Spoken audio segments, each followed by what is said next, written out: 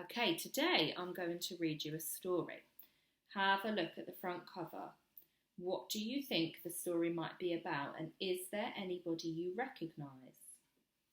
So this story is called Mr. Men Adventure with Dinosaurs, and some of you might have read the Mr. Men already. Now, Miss Shevlin is going to try really hard to pronounce all the dinosaurs' names correctly, but if she gets any wrong, could you let me know? Little Miss Curious had found a footprint. Do you think it's one of their footprints? Why not? The biggest footprint she had ever seen, and she could not imagine what had made it. So she asked Mr. Clever. That's a dinosaur footprint, explained Mr. Clever. There's not very much that Mr. Clever doesn't know. I wonder what dinosaurs look like, wondered Little Miss Curious. Let's go and have a look. So they followed the footprints. Where are you two going? Asked Mr. Greedy. We're off to find dinosaurs, replied Mr. Clever. That sounds like fun, said Mr. Greedy, and he joined them. It's not every day that you get to see a dinosaur. Do you think we would see a dinosaur?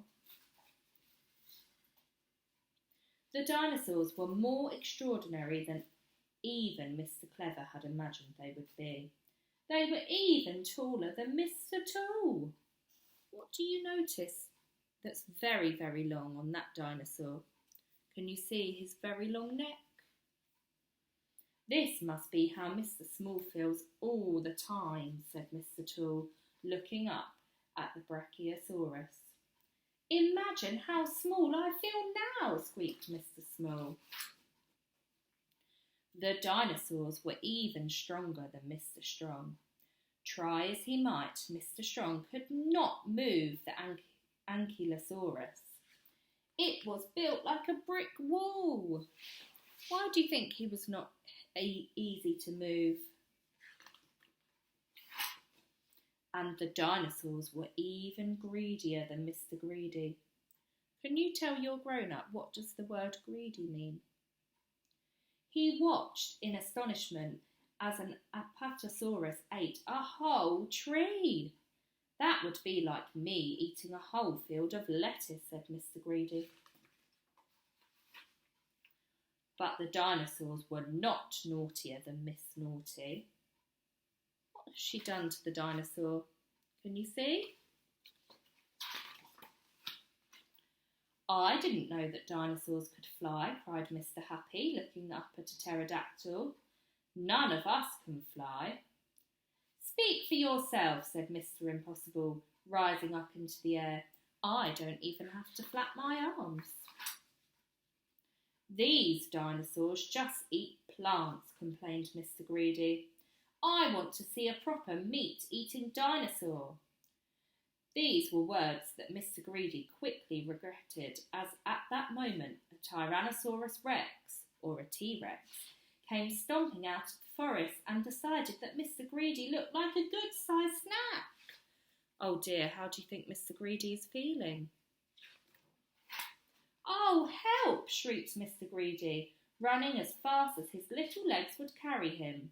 But a T-Rex has much longer legs and sharp teeth and even sharper claws. Luckily for Mr. Greedy, it turned out that the Tyrannosaurus Rex was ticklish. Mr. Tickle had never tickled anything so large before. It had taken every inch of those extraordinarily long arms of his.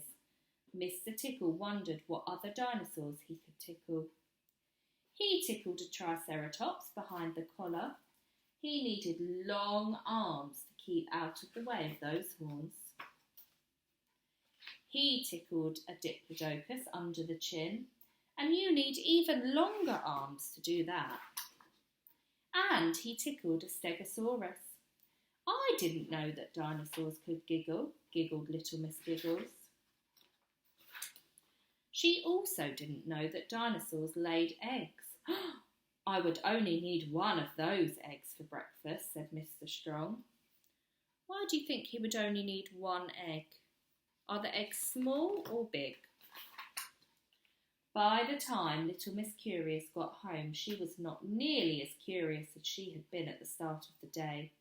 What a lot she had learnt about dinosaurs. Just one question, she said. What do dinosaurs dream about?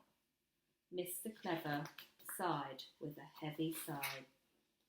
There are just some things that even Mr. Clever does not know. The end. Okay, as your challenge for that story, I would like you to draw me a picture and write some sentences about what you think dinosaurs might dream about.